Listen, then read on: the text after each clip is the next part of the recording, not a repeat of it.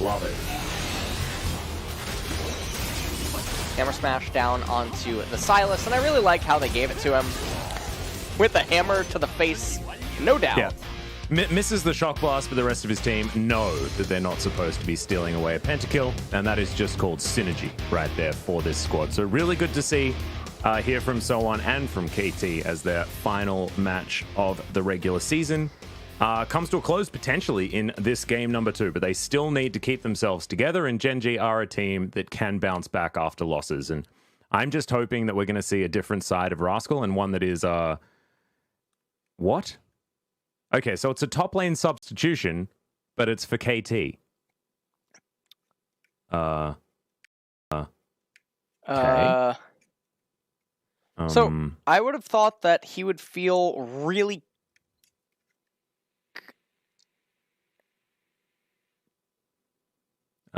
yeah, so I don't know what's going on. This is such an important match for them. And you know what? Maybe that means that they have something planned. Again, they're moving now. The peculiar thing about this is they're moving to the blue side. So if there was some sort of like special picks or something, it would probably be better to use them on red side rather than blue, so that you can really make sure that they slot in without being able to be answerable. So I'm really curious what this could possibly mean. Kellen coming out, Life going in. So this is very strange, Atlas. If there would have been any substitutions going on, I wouldn't have expected any to be coming out on the side of KT, but they're the ones with more subs. Yeah, they're also the team that are locked in their particular position. They're not going to be moving from 4th, so you could understand that they're just saying, well, I mean, this doesn't necessarily mean too much. We may as well get as much experience to our players as possible. But, yeah, but I don't know whether I like it that much. If you're DRX or T1, you don't feel that good about that. Yeah. Because there is still a lot riding on the line for those two teams. And so I believe that, well, I mean, I can understand that that's totally the mindset, right? Try to get your players as much experience because it doesn't change the standing for themselves. But when the result of the match can change the standing for others, you still want to try to do your best. So maybe they have something in store and we're just undercutting them before the game even starts. So we'll have to just see. Yeah, and we have to remember that Gen G actually don't give up possibility of first place if they win 2-1. They're too far ahead in points, so it doesn't actually matter whether they win 2-1 or 2-0 in this particular match. So in theory, now if Gen G just win the next 2 games, then we're still back to exactly the same trajectory as we were before game number 1. So it's a really interesting scenario, but I just don't see how subbing in Ray and Malrung is ever going to be a good idea because they've proven that they haven't been able to do too much winning so far this season. If we have a look at Malrung's stats, he's currently 0% win rate on everything. It's just he's lost every game. Well, Ray has won a couple, but that was, of course, with Bono there in the jungle. So look to see what KT actually have planned here. It might be a 10-7 exclusive. But we'll just see. Not enough really has changed to warrant, you know, subbing out top and jungle just to try something crazy. So we'll just have to see. KT now on the blue side will be banning away the Zoe from B to D, and there is the Trundle. Even though it's Malrung, they're still going to be banning that one away. Well, one of the things that I do want to highlight is that very early on and throughout the middle of the split, Ray was one of the few Korean pro players actually spamming a lot of the non-conventional champions. So I'm curious to see if we're going to get something of that in tonight's match here in game number 2. As right now, the bans, they're pretty standard for the most part. Gen G with the Senna and the Trundle. We'll see if Aphelios or Callista ends up biting the dust. And neither, actually. They're going to try to just weaken the Callista by removing the Taric, and KT say, okay, we'll choose Aphelios, and I think Aphelios B1, I've spoke about this a lot recently, I think he is vulnerable. You can control him with long-range mages, or even mages in the bot lane are really valuable against him, especially because his support's going to happen to come in blind. You can get a lot of edge in that regard. Champions from the mid lane, like Azir, Orianna, and whatnot. They really control fights against him very well. Gen.G, though, they're hovering set for Rascal. Yeah, once again, that's going to be locked away. I think this is dangerous, as Kalista is going to be picked up. This could be the bottom lane, actually. We could see Ruler and Life on the Kalista set. Set does work quite well with the Fate's Call above him. But we'll just have to find out as this draft keeps going. I wouldn't be surprised if we just see KT lock away a Braum. I think Tucson had a great game on it last time around as Malrung back to his old habits here on the Jarvan. And he's going to lock that one away. And now KT, do they take a solo laner here? Or do they try to shore up this bottom lane and give nothing away? And I assume that that is going to be where their heads are going to be at. Jarvan. And, oh man. What? The old favorite. This could be it. Lock it in. No. Nah, not happening. You lost me. It is gonna be the see you later, Alice. I'll be back for series 2. I think it's a little bit too dangerous to pick Soraka at that point because, you know, they could flex the set anywhere and then crush the Soraka on the top side of the map. They could even put Rascal on the Kalista potentially, and that would still be a bad time. So I don't mind pivoting for a little bit more safety in the draft. Is now cleared going to be heading towards his rec side by the looks of things to try and farm up the early game. And are pretty stable there as far as Gen.G's pickups are concerned. We'll see where the bans are going to be heading because there's a fair bit of flexibility here on Gen.G's side. So KT going to have a bit of a rough ask for what they want to be banning away. And it might just be that they look to the mid lane and try to stop BDD from getting on anything that he really wants to be up to. All of Gen.G's champions right now are very melee and heavy focus on the engage. Zillion getting banned away now by Gen.G, even though they would have the counter pick available. So if they do, maybe they want to retain Set as mid-top support flex as it currently stands. And so perhaps they don't want to actually just pick support on R4 and they want to pick another flex champion so that they can contain whether or not Set or what lane Set is going to, as Rakan gets banned away. Yeah, that's an interesting ban. Of course, Life has a lifetime very, very high win rate on the Rakan, and we did see, I think it was a Life and Ruler that debuted Kalista Rakan. You'll have to correct me if I'm wrong there, but it did make its debut in the LCK for 2020 Spring last week and was working out pretty well. I'm having a look at Ray's solo queue just recently. He's won a hell of a lot of games. And he's been playing a lot of different things. I mean, he's 7-1 on Maokai, for example, which is quite interesting.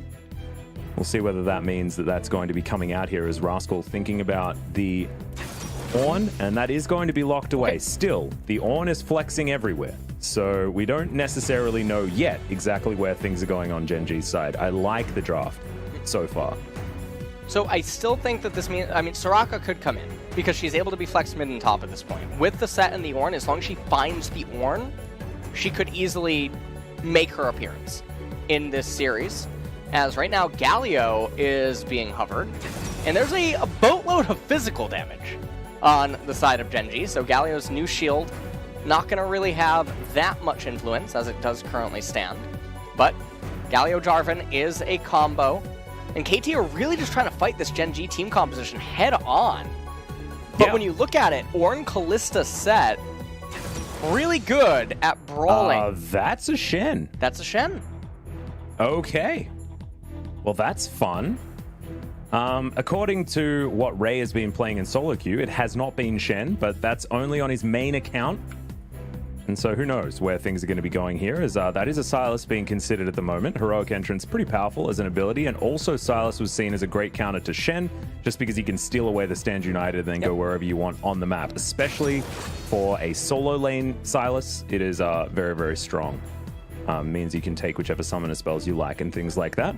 And so I think that they picked the Shen because Shen, initially when Set came out and when Set started getting his small nerfs, a lot of Koreans actually thought Shen countered Set inside of the laning phase, and then with this Wombo combo type of a team composition, having the semi-global from Galio, there's a lot of influence down in the bot lane, and Shen, he's gotten a lot of indirect help lately in the game, and I think that he's well positioned to come back inside of the meta. They're actually planting the Sylas against the Galio and Shen against Ornn, which is not what I was expecting to see, because Sylas, you steal away the Stand United as Shen channels his, and then you follow Shen, which yeah, exactly. is one of the things that you can do on the Sylas. Maybe they'll swap in-game, but this is clearly intentional.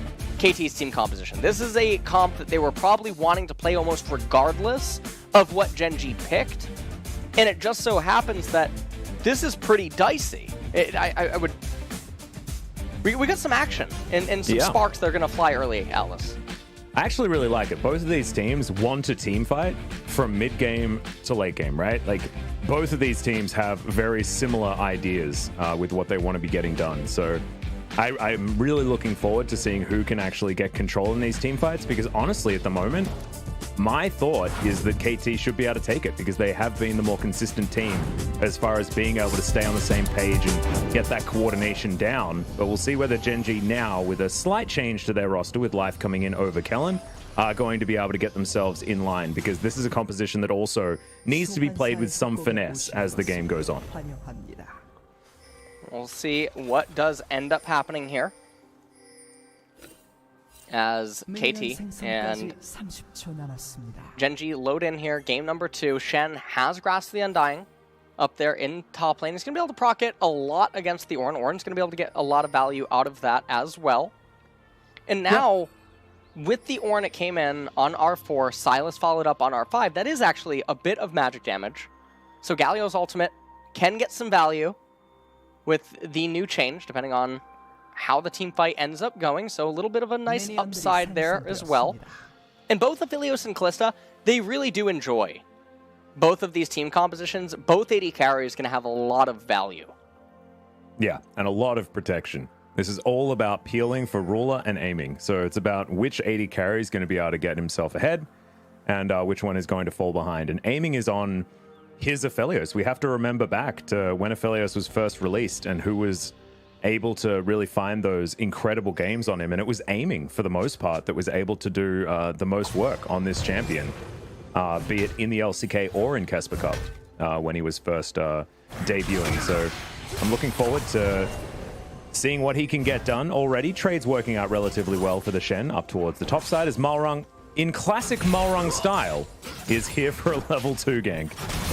There he is. Things sometimes just don't change. Good stun going to land here on the bottom side, though, as now Life is in trouble. Haymaker comes out. Fair bit of damage there as aiming has been ignited to start this one off, but Malrung already successful in his level 2 gank.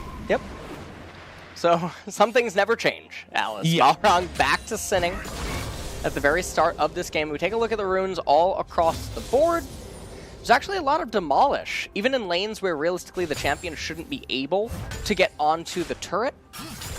And also celerity on the Galio, but there's nothing to really bolster his movement speed outside of the teleport. So a little surprising right there. Would have thought you would utilize an entirely different room. It's one of those interesting things that we see. We take a look at the replay here. Malrung, he comes down, he flashes forward, and I think that was to try to get a reaction flash out of Life, and then he could immediately follow with Flag and Drag. But yeah, he actually didn't Flag and Drag at all, as we've got a Flash Facebreaker coming in here as cleared. Coming down, level 3, level 2 for Malrung, but he is here. Double teleports coming in as well, as there's the flash from Tucson. They're trying to dive onto Cleared, who's going to flash towards Kuro, but he's looking to try and get out of there, and he's not going to be able to. Aiming's going to go down as well, so double kill already. The Ornn picks up one. 5 members on the bottom side of the map for Gen G, and they wipe the floor with KT. Yeah, so I said that we were going to get some fireworks. I was not anticipating it to be this early on. And this time around, KT are falling pretty far behind very early on. This is 2 kills onto the Sylas, the Galio.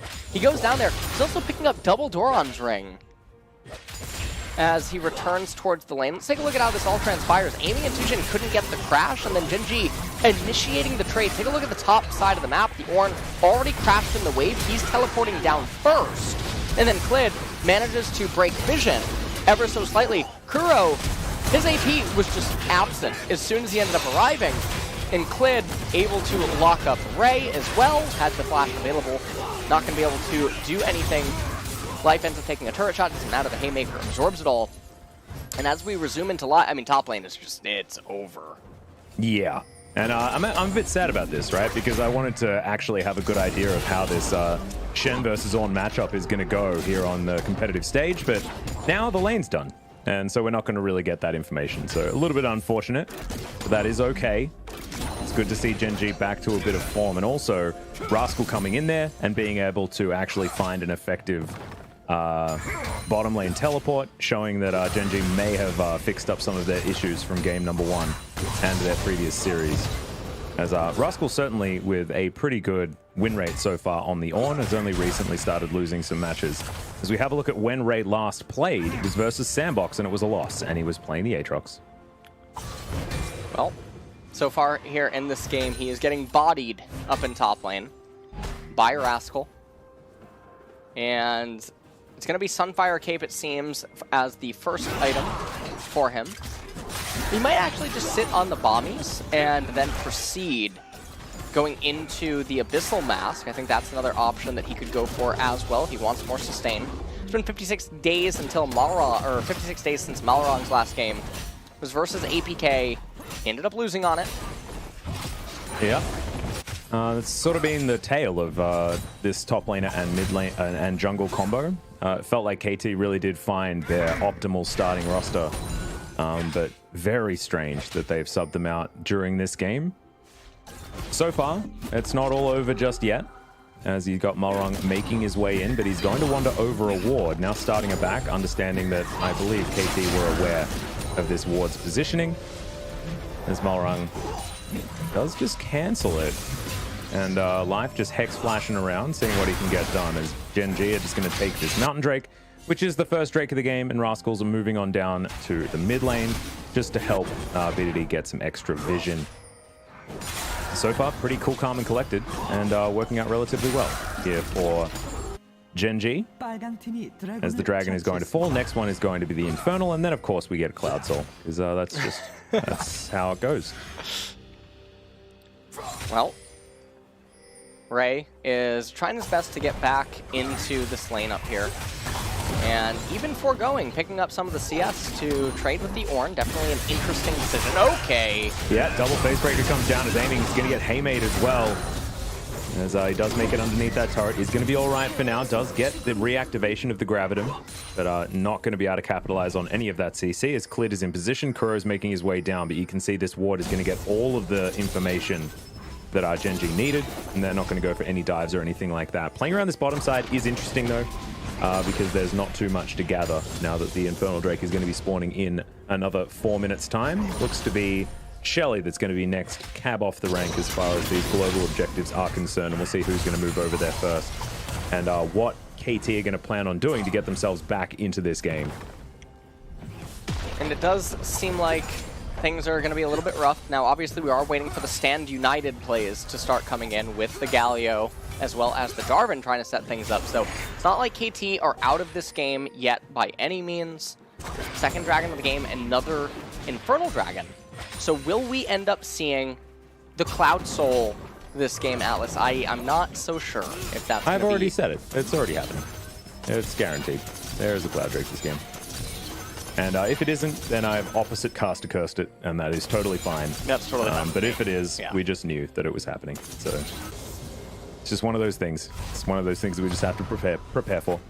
As our 1500 gold is now the lead for Gen G, and it looks like it's just extending as this game goes on. Looks like Gen G are able to just play this one out very cool and get themselves the advantages where they need to, as they are a team that's very good at playing with leads.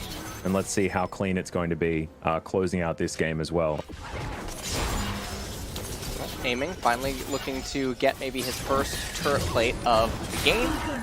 Not going to be able to just yet. As you can see, Malrang looking for something to do as well. Kalista going to respect the fact that Malrang's coming down.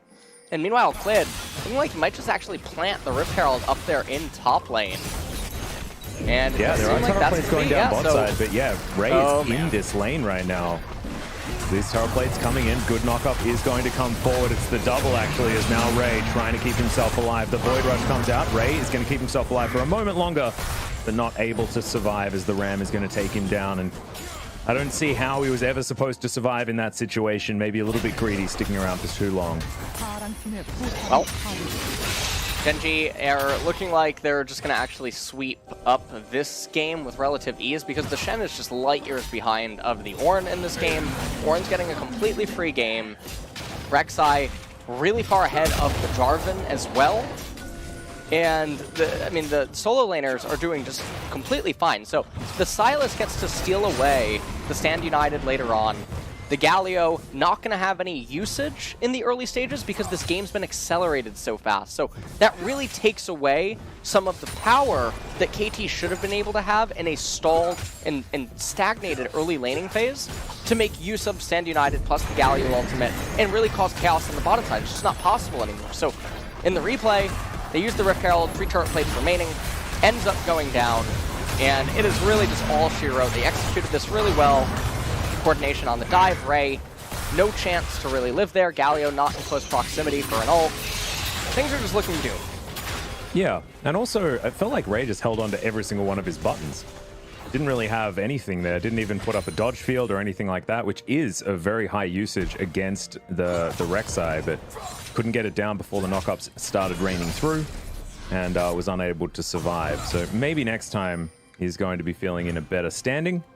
But right now, it's looking real dicey here for the Shen player as Rascal comes back over, clears out that wave very, very quickly, and he's going to go back into the Fog of War to see what he can threaten next. 30 seconds on the Infernal Drake like we were talking about, as Malrung is going to get a little bit of extra damage there onto life. Naming down here, just seeing what else he can do is cleared, finds the Prey Seeker. As Kuro not able to actually get on over to help out the rest of his team. It looks like Genji should be able to just walk over to this Drake and take it, utilizing all of their early advantages that they've managed to pick up in order to bully KT out of this. And cleared over to the side. Malrung is here, and they do not want to give this up without a fight by the looks of things, as Ruler dancing on over. Knock-up not going to land there onto Malrung, as all of Genji prepared to take down this dragon. Well, Genji are all postured around it right now. Shen trying to do his best to recover in the CS department. Also on Tiamat, first item, Genji looks like there's actually not even going to be any contest over this Drake, and Ocean's Atlas, oh my thank you God, it for happened. saving us. You're welcome. You're welcome. Sometimes Cast Curse is necessary in order to get the right dragons on this map. A turret plate does go over to Ray. He's going to head back home with a 20 CS deficit and missing out on a couple of the kills that Rascal has. I think this is going to be, if we have a look at the gold eventually, a huge lead for Rascal. He is in a great spot on this Ornn right now. As our Barmy Cinder now completed for Ray, he's just making sure that he can clear out minions as fast as he possibly can in order to get as much pressure on this map as humanly possible. But this is such bad news for KT. I mean, if it was a Cloud Soul, then maybe KT can just let the rest of these Drakes go and not worry about it too much. But now, the fact that it's an Ocean Drake, like, Ocean Soul is something that they will have to fight for as this game goes on, so it means that pressure is definitely on KT. This Kuro is going to take yet another turret plate, but life is here. Rascal turning up as well, and there's the face breaker. Kuro going to get booped back. He's pretty tanky, but he's never going to survive this. Holds onto his flash the entire time, and a little bit of greed there for the mid laner of KT is aiming. Sets himself up to take down some more plates here on the bottom side, and will get himself at least one more, but I don't think that's worth the life of his gargoyle. And at the end of it all, the gold advantage is about 2,000 in Genji's favor, as Ornn is massive. He is a super Walmart on wheels, as 3-0 and 2, 119 CS. Going to be able to complete both of his ornaments and get them online really fast here in this game. And we'll see what kind of ornaments are actually going to be upgraded here, as BDD, it's not that Death Cap is never built on Sylas. There's definitely possibilities to get it, but obviously Luden's Pulse and Zanya's Paradox probably more likely to be upgraded. Obsidian Cleaver on the Rek'Sai, Might of the Ruin King on the Callista. So take a look at Kuro. He was really greeting for the 2 turret plates, which does equate to a kill. Malrung in close proximity, but not going to be able to do anything. He ends up dying, and like you're saying, way too much greed. Yeah, I don't think he managed to get the second turret plate as well. It did go down, but I don't think it was enough there, as aiming Onslaught now activates, and Ruler in Life unable to actually pressure him at all. Looks like Hail of Blades activated via the Omni Stone there for life, as you can see, but I'm not able to actually get in there and try anything. But they also don't have to. Like, Gen G can play this one as slowly as you like. As thankfully for KT, they were able to grab a fair bit of money in the turret plates, only behind by 1. And that's certainly good news, but you can see it doesn't actually matter. 5-1 is the kill score, 2 Drakes going over to Gen G, and they also have a 3,000 gold lead moving in 2 minutes time towards Soul Point being available for this Gen G squad. This is a much better game from this team, and certainly a look from a team that is poised for first place. And thankfully they look like that squad right now. Well, my stream did freeze. Oh no. I am, well, at least something can freeze here in the LCK. Currently stuck about 30 seconds ago. I'm going to go out on a limb here and say that the camera's probably panning across various screens, and we're playing ping pong. Yeah. All right. You are definitely the only one freezing, LS. Don't you worry.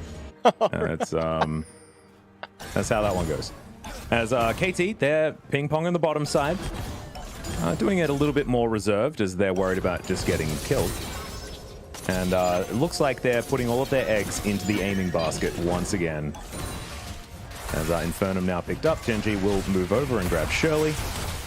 And it feels like Shelly and Shirley both on the same team so far today. As I believe both of them went to KT in game number 1, and now they've truly moved over to who they believe is the best team in Gen G. As they'll get the turret down, but Gen G not going to be too worried about this turret falling at this point in time, and there's no more turret plates, so not too worried about that either. As KT just move on back. There is a slight advantage in CS for aiming, and that is certainly good news. He is the win condition for this KT squad, so it's not over yet. There are still win conditions here. But this tower is going to go down, and the map is going to shrink ever so much more. And it's feeling like it's going from bad to worse, LS. All right, well, I'm gonna try to work with you here, as 30 seconds until the Ocean Dragon is gonna come up. You can see Ray up in top lane. He's trying to do his best again to just finally complete 1 core item. But the problem is that KT are so far behind on items that this dragon fight should almost always go the way of Gen G, especially because BDD just has access to such important ultimates for turning this fight around, and no one has an answer to Ornn.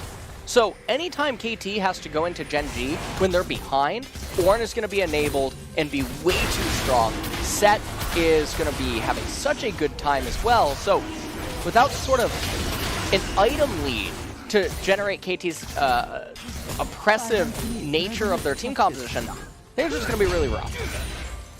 Yeah, and also now KT just going to give up soul points. So 5 minutes time, they will have to fight against Gen G. But right now they're opting in for trading. They're going to go for this top outer turret. They're pinging on the inner as well, as I believe Clid was able to take down that red buff also. So the bottom of the map is owned by Gen G, as Malrang here is towards the top side, just trying to act as cover here for KT. And KT just want to get as much money into aiming as possible. And, you know, this particular play certainly did that, as he does have the most gold on the map. And as it stands right now, we're probably going to enter a lull state, because unless Gen G want to team fight, no fight can actually take place. There's no siege potential on the side of KT. There's no way for them to poke Gen G, and there's no way, certainly, for them to dive Gen G if they're ever underneath any other turrets. So Gen G are the ones with complete autonomy inside of this game, and things are looking really rough, because we're going to have a very similar game number 1 fiasco where Soul Point's coming up on the menu. But unlike game number 1, it's looking like it should just be a pretty decisive stomp in favor of Gen G, because KT, they're struggling to really find anything. And if they just keep playing ping pong with the side waves, never inviting a member to go out of position, they're just setting themselves up for more and more of a failure. Yeah, and so far this game, Gen G haven't made the mistake of game number 1, where they were starting fights that they shouldn't be having in the river when there's nothing to fight for, right? That was how KT were able to get back in against Gen G. That was that pivotal moment. And this time around, they're just not giving KT that opportunity whatsoever. And so this gold lead is only extending as this game continues, and Malrang finding himself with more and more difficulty taking down these camps in his own jungle. It's just getting a bit dicey here. Yeah, not too much really going on. As 2.5 minutes is going to be the time remaining. And by that time, Rascal, he should be able to hit level 13, get all of his ornament upgrades. Silas should be comfortably at 2 items. As it looks like Galio is actually going to go for the Zanya's Hourglass as his second item. Jarvan continuing on in the tank department. Call was completed by aiming. So that's why he had so much extra gold during this game. So that's certainly good. Has himself a couple of cloaks as well. I don't know why you need 2, but there you go. But yeah, it's not looking good here for KT as Kuro's towards the bottom side, just clearing out waves. One thing that they do have is a split push comp that can then team fight very, very quickly, assuming the Galio's proximity to the team fight. The global nature of Stand United is certainly valuable there. The problem is that they can't get enough pressure on this map to dictate to Gen G what to do, and we all know exactly where Gen G is going to be. As now Rascal's in a little bit of trouble, Searing Charge to get himself out of here, but Malrung and Tucson thinking that he's just too tanky in order to bother with, and he's just going to move away from this minion wave after taking down all of the minions, and you can see that Ray's just going to push that one back towards him, so no harm, no foul for anyone just there. His aiming's going to move back, does have himself a stopwatch now as well as his Zeal completed. It's still a long way away from those 3 items that any Aphelios is looking for. Well, Gen G, I mean, I think that this game really does... I mean, I think it further raises the question, right? In this game, yes, it did feel like it was a loss of total control with those initial teleports down in bot lane. Kuro just going to immediately push out this wave. He's got a hot date to get to. So, as it stands, though, why did Malrung and Ray come in game number 2? Well, we did see a unorthodox pick, right? We saw the Shen come out. He probably thought he was up against the set, did go against the Ornn, lost lane control initially, fell behind in the XP department, then the teleport play happened in bot lane, and things were never really salvageable. Malrung still being true to his Sinner ways with the level 2 gank and then a very low econ playstyle. He transitioned out of that pretty well here in this game, though, as he's managed to keep up in the CS department against Flid. Both parties, they're just going to posture for the second dragon.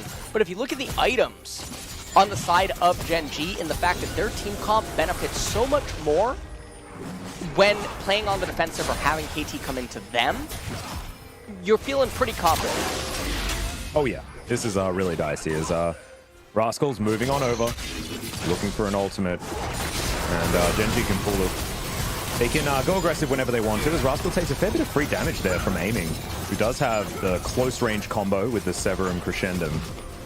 But Gen G is going to move towards this Ocean Drake, start this one up, and remember, this is Soul Point and it's going down extremely quickly. KT need to get to this pit and start a fight. Flash already out, but the Drake's being taken, and now the Ocean Soul is going to be helping Gen G. A fantastic showstopper into the backline there as aiming's going to die, and this will be a wash for Gen G. They're getting all of their health back so quickly. There are so many thumbs up here for Gen G as Rascal, yeah, he was slowed down at the beginning, had to flash defensively, is now BDD looking for Tucson, who just flashes himself. Oh no, the thumbs down, whoopsies. But it looks like BDD will be able to lock this kill down, so at least he's staying in high spirits, but that is an ace.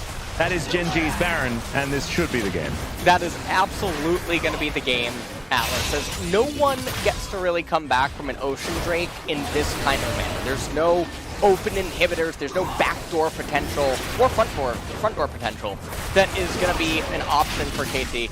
None of their champions can really get Grievous Wounds either, so there's no rose-tinted glasses where you look at it and you're like, well, if they could just take this miracle team fight at the dawn of 6:07 a.m. at exactly this angle and find some sort of a victory, it's not going to happen. This game is so far gone. Probably going to have one more team fight. Take a look at it. Gen G, they start this off with the Ocean Soul. And just look at their HP bars inside of this team fight. No one can die, pretty much. And the end of all of this results in the Baron, another recall, so much gold in everyone's pockets, and ornaments coming in. So the writing is on the wall. We get to watch this again. Fantastic. But Tucson still going to die. And we're going to have a look at it from the perspective of life. And have a look at this showstopper into the back line. Yep, repositioned. It's not where you want. And Fatescore comes out just to make sure that everyone's going to be fine. Ruler just dancing around happily. And this is largely the Ocean Soul really just having a good time in this particular team fight. 이거 끝낼까는 힘들 것 같고 타워랑 같이 해도 될 것 같은데 바론이랑. And now they're saying, let's go to the Baron. Yep. And that's exactly what they did. Well, it is 1 to 10, almost a 10,000 gold lead. Baron, Ocean Soul, and the other two good dragons. As Mountain and Infernal does accompany it. Luden's Pulse was upgraded. Yep, for Might of the Ruin King Silence. as well. Yep, Might of the Ruin King, Obsidian Cleaver going to end up coming in next, as it looks like Zet actually not going to go for the Sunfire Cape, which I find really interesting because he would get so much value out of it if he did build it this game and having it get upgraded by Ornn. But Dead Man's Plate helps him with his repositioning. And Rascal, unfortunately, because of the Thornmail as well as the Sunfire, he can't actually hug the Shen. He will end up taking turret aggro. He doesn't seem to mind too much about any turret aggro, though. Got a lot of armor. He's a big boy. He does. He is certainly a big boy.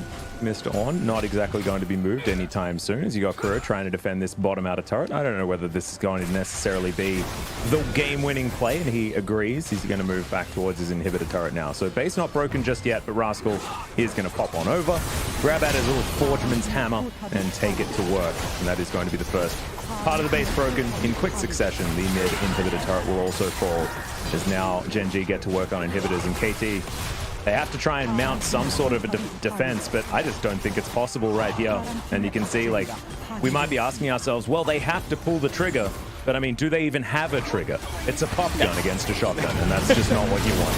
As Life is going to get a really good base breaker there, and Fatescore is going to get him out. Heroic Entrance finds no CC, as Ruler is still absolutely fine bouncing around this team fight. Searing Charge gets a knock up there on the Kuro, and the Justice Punch is interrupted. Silas takes down the Jarvan. A lot of damage there from aiming, though, as he might be able to turn this. BDD going to go into his Zhonya's, but the Nexus turret's being worked on. There are so many minions here, as the Nexus will be falling down. Ruler is just bouncing around the outside, celebrating as he flashes to try and get rid of aiming. Makes short work of him, and will take down this Nexus to bring this to 1-1 between KT and Gen G.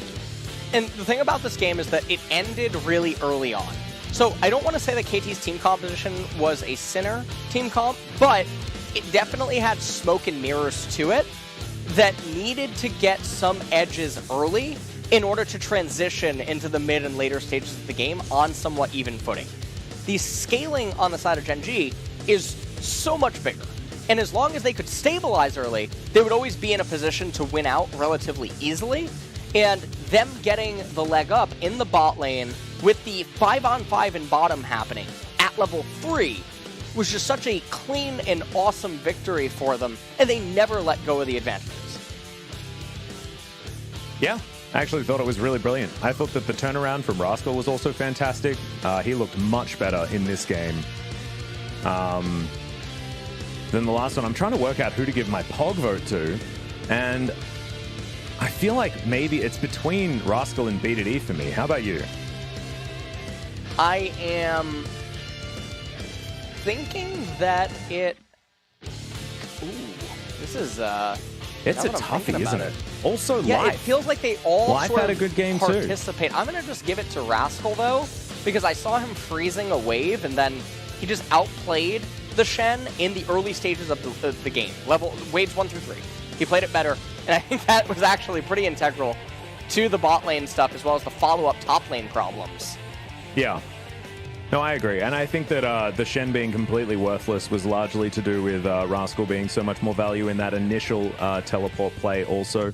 And he was always there where he needed to be, and that's exactly what he wasn't able to do in their previous series and in the previous game. So I think that Rascal having a turnaround was a large reason why Gen G were able to move so easily into a victory here. But also, I mean, Ray and Malron question mark is still a thing. So we'll see whether KT go back to their main roster after this one, because that substitution was one of the more weird ones here for the LCK, especially in their last match of the regular season.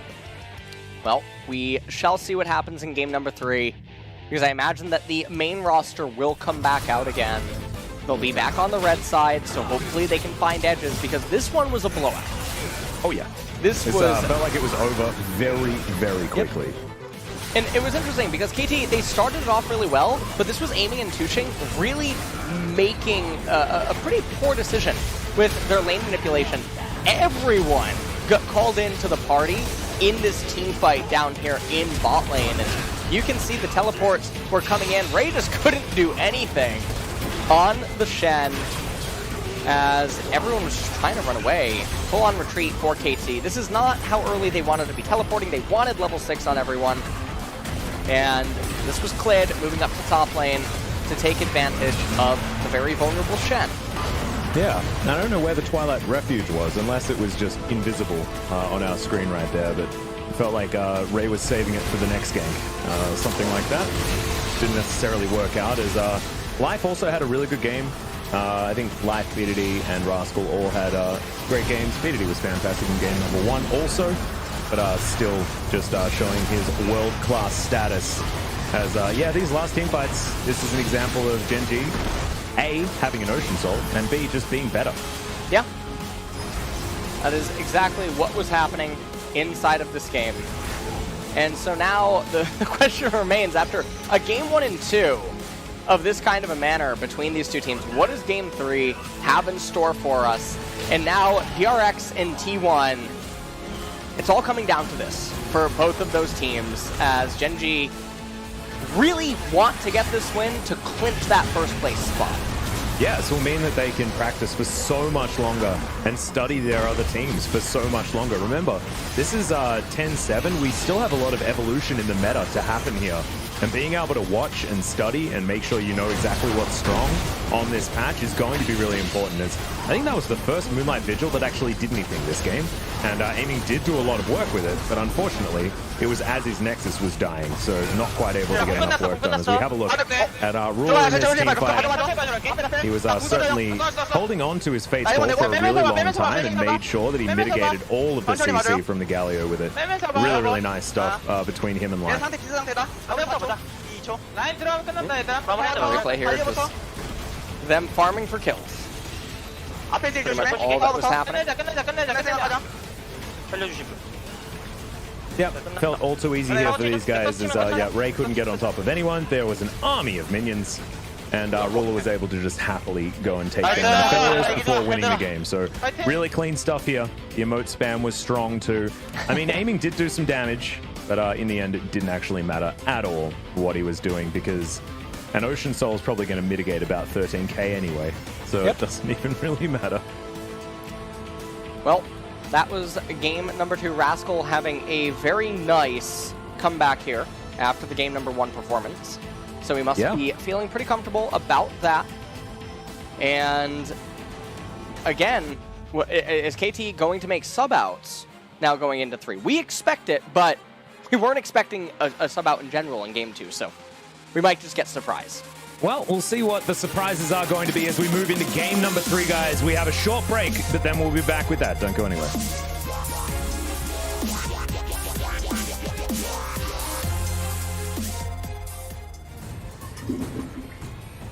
반갑습니다.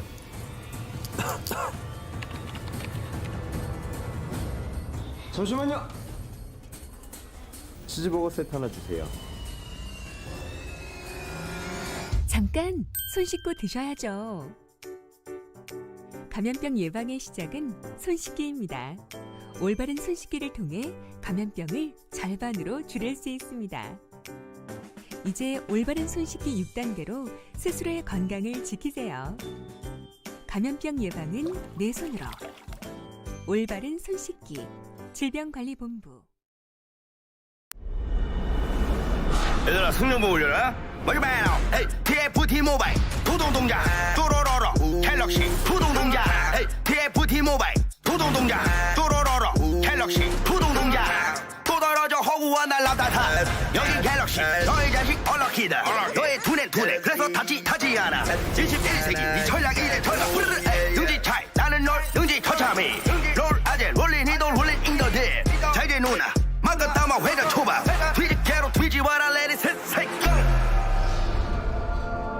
에이, TFT 모바일 도동동작 또로로로 갤럭시 푸동동작 에이, TFT 모바일 도동동작 또로로로 갤럭시 푸동동작 라이어가 멋이 도동동작 에이, TFT 모바일 푸동동작 에이, 온유월 소리 가득 찰롯동작 또로로로 갤럭시 푸동동작 하다 현타 푸동동작 TFT 갤럭시 푸동동작 유체 뉴 시너지 전설등장 멋이 패치 우주 푸동동작 리그 오브 레전드 전략 게임 TFT 모바일 푸동동작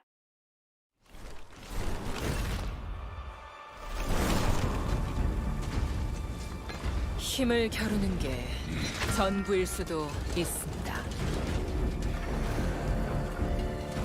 적이 바뀌어도 계획은 언제나 똑같은 거죠. 무기를 휘두르며 전장에 나서고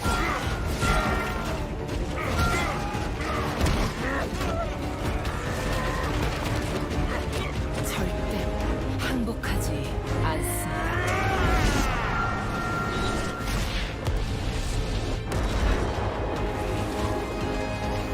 중요한 건 오직 승리뿐이니까요. 하지만 그게 전부일까요? 자, 다시 시작해보죠.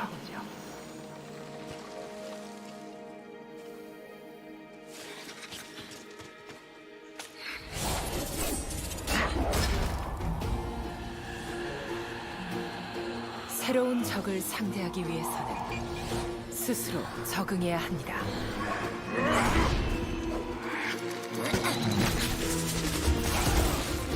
발상의 전환으로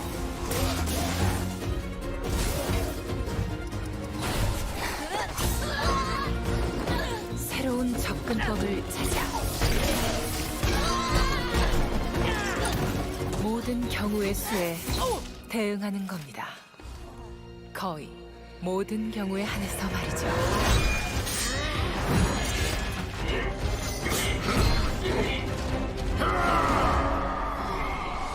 적에게도 계획은 있기 마련입니다. 위대한 계획이죠.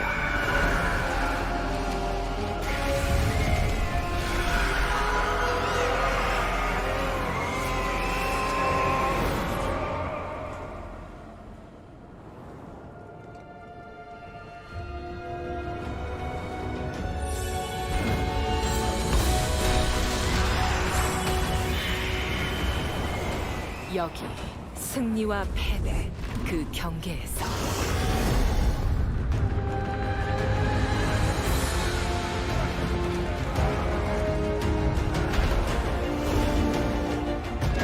새로운 도전이 펼쳐집니다. 내 무기가 아닌 나의 선택이 스스로를 전설로 만들 것입니다.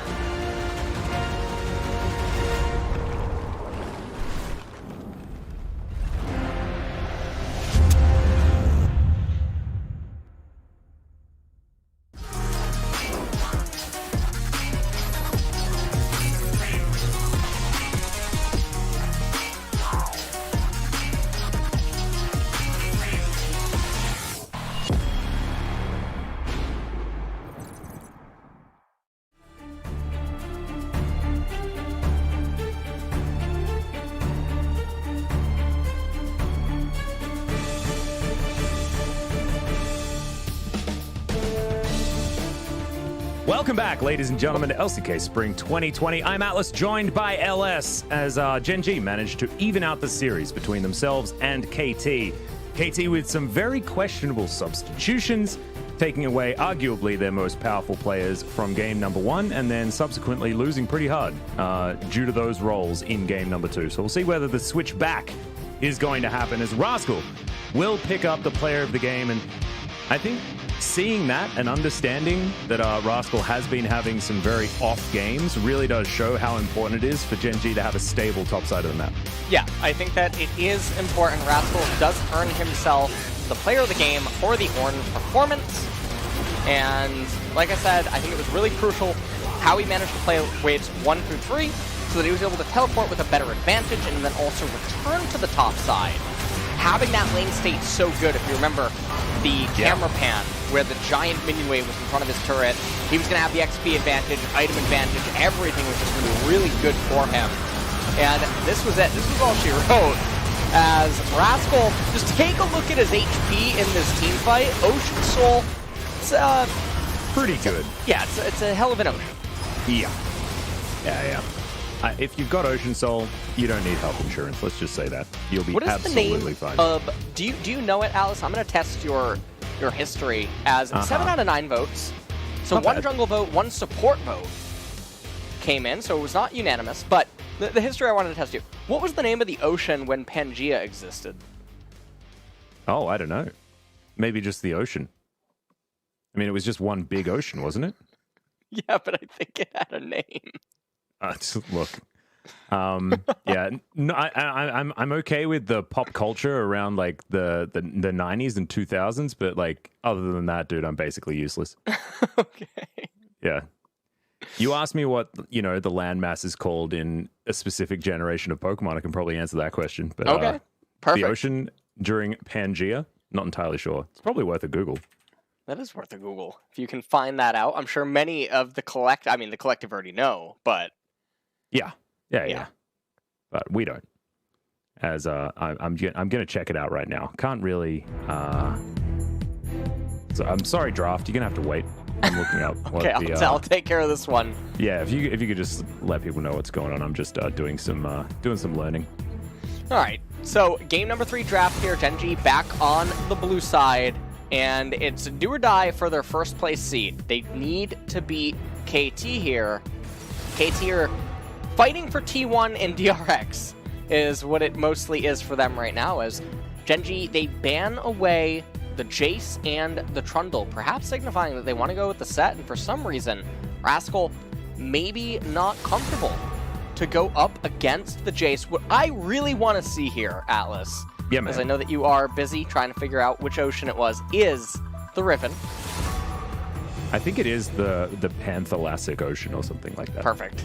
All right, Beautiful. there we go. Now we can focus back on the game.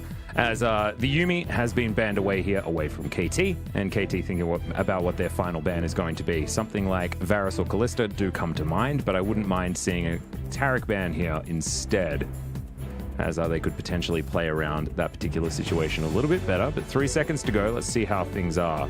As So1 and Bono back on the roster as we expected, and it's going to be the Zoe taken away from B to D. It does make a lot of sense. And Callista is getting picked up. Taric is still available. Genji might just go for that pairing. We could easily see B2B3, Jarvan Taric. Now, I do think there's lots of responses to that kind of a B2B3.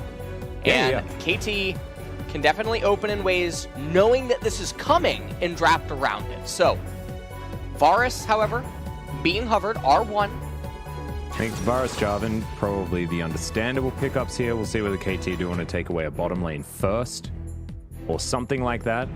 Set is still up, though, and is something that they might want to think about moving into this game, because Genji have been able to pick it up and flex it multiple games in a row, as Bono thinking about just going back to what worked in game number 1, and Sejuani is going to hit the Rift.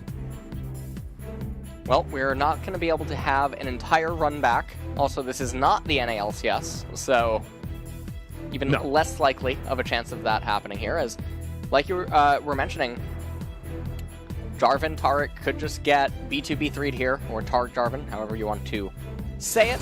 Although the Jarvan would fare a little bit worse against the Sejuani. Genji is saying, no, you know what? We want to scale this time around, as they lock in the Rek'Sai, which is not necessarily a counter to the Sejuani, but it does provide Klid with some early game presence that maybe he can try to make something happen on. So it's also not going to be like the Olaf or anything, so it's a little bit more mid-rangey, more control-focused, as Ivern is being hovered. That's the jungler they should have picked. Okay. Okay, it's going to be the Taric, though, as Tusin's going to lock that one in for himself. And this was Genji giving up the Taric.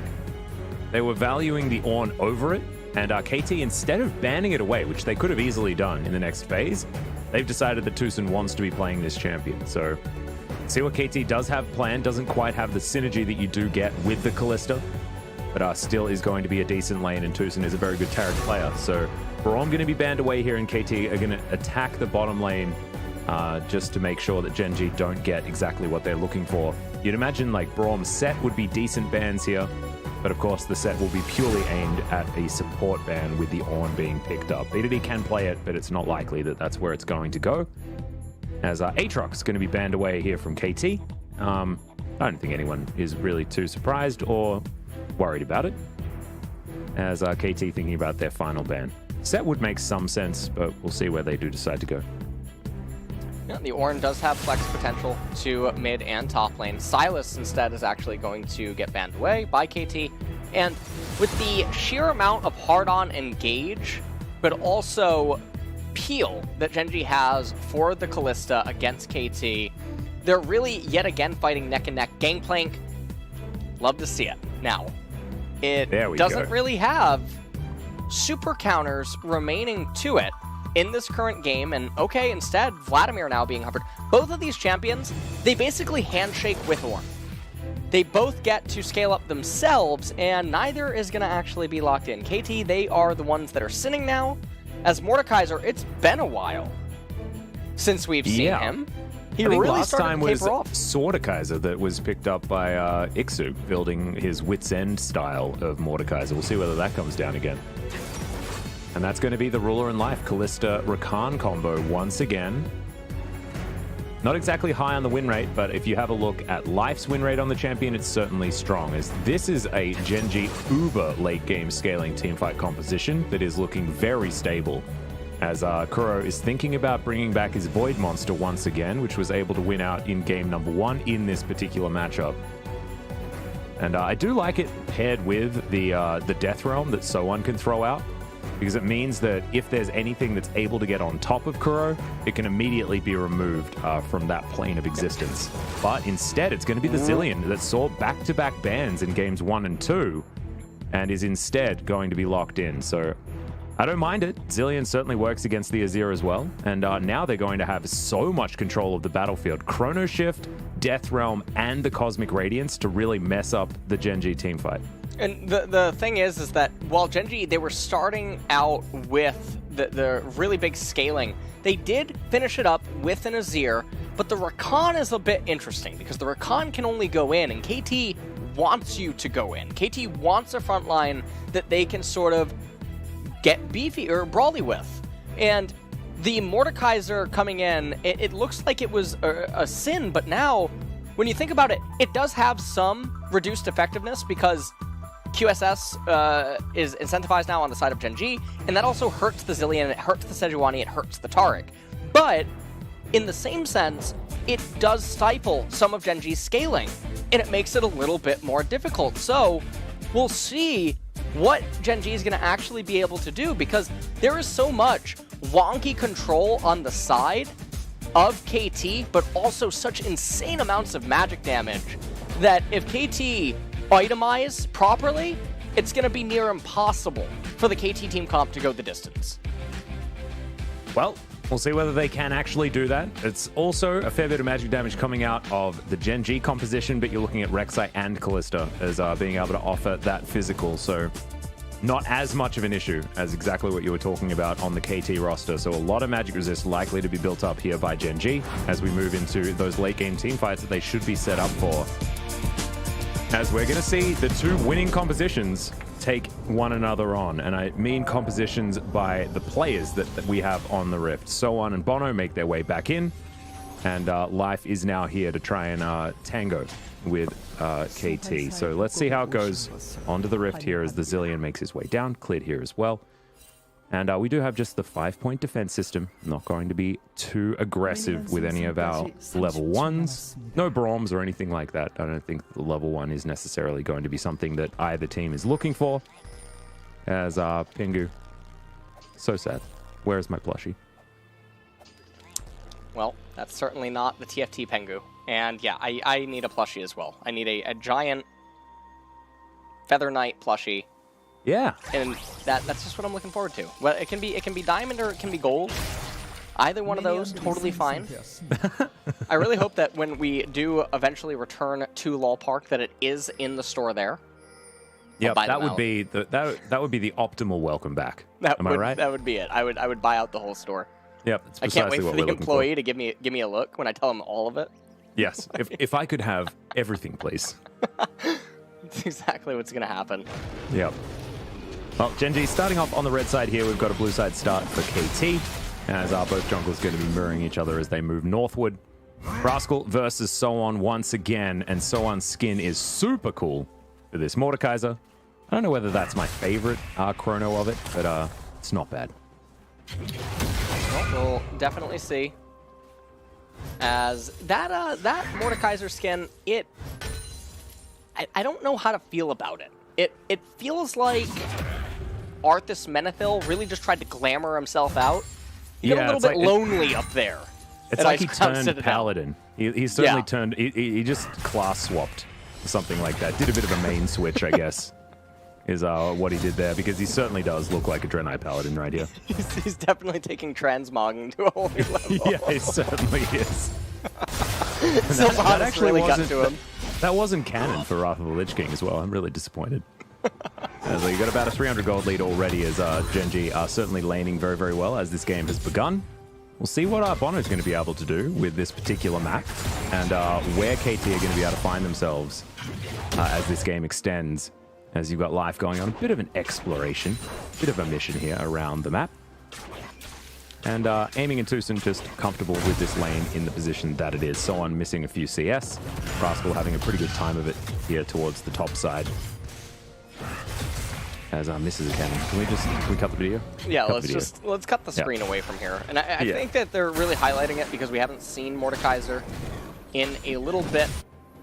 And probably not a champion that many people were expecting. Life's going to come in here. He's going to look to ward onto the right-hand side Clid here in mid lane. And you can see Life, and they are coming in for a bit of a date here with Kuro. Yeah, and he's going to manage to, actually take it all away. And you can see Bono aware of maybe what's happening. Kuro does not have a lot of mana. They have to be really careful. Yeah, and in fact, Bono is just going to let this red buff reset. Clid comes on in, and Clid with double buffs should be able to bully out the Sejuani from this area. As Zarula is going to take away the Rift Scuttler as well. And now Bono is getting absolutely starved in his own jungle. No, he does have a camp up over the Rek'Sai, so even though he does lose the red buff, he's going to be able to transition to his right side jungle. Those camps are respawning. He will lose both of the Scuttle Crabs, but it's the bot lane that's going to pick up one of the first ones. On the right-hand side, the Azir still in mid lane, has the cleanse versus the teleport on Kuro.